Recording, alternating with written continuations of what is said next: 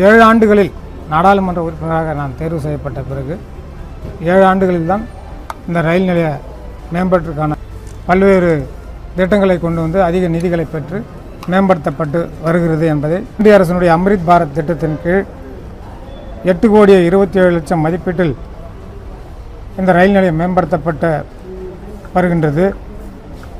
அதில் 2 லிஃப்ட், நடைபாதைகள், மேற்கூரைகள், வட இந்தியாவிற்கு செல்கின்ற கன்னியாகுமரியிலிருந்து காஷ்மீர் வரைக்கும் வட இந்திய நகரங்களை இணைக்கின்ற வகையாக பல்வேறு எக்ஸ்பிரஸ் வாராந்திர தினசரி ரயில்கள்லாம் விடப்பட்டிருக்கிறது. புதிய பஸ் நிலையத்தை திருவண்ணாமலை மக்களுக்கு கட்டி கொடுத்திருக்கிறார்.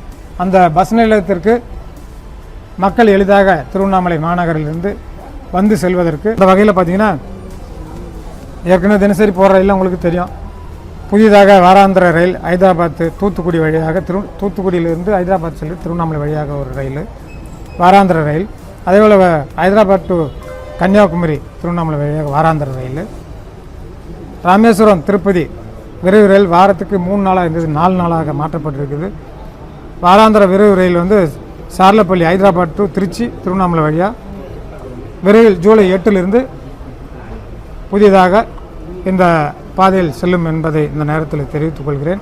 அதேபோல் வாராந்திர விரைவு ரயில் ஜூலை 2 முதல் நர்சாப்பூர் திருவண்ணாமலை ரயில் சென்று கொண்டிருக்கிறது. அதே போல் வாராந்திர சிறப்பு ரயில் திருவண்ணாமலை ஹைதராபாத் செப்டம்பர் 26 வரை ஒவ்வொரு வெள்ளிக்கிழமையும் போகிறதுக்கு அந்த தென்னக ரயில்வே அனுமதி கொடுத்துருக்குறாங்க.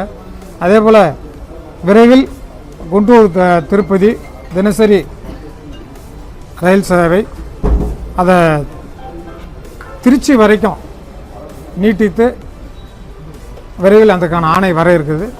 அந்த வழியாக இப்போ இந்த வழியாக போகும்போது திருவண்ணாமலை வழியாக தான் அது போகணும். திருச்சிக்கு போகும்போது அந்த தினசரி ரயிலும் விரைவில் வரும் என்பதை இந்த நேரத்தில் தெரிவித்துக் கொள்கிறேன்.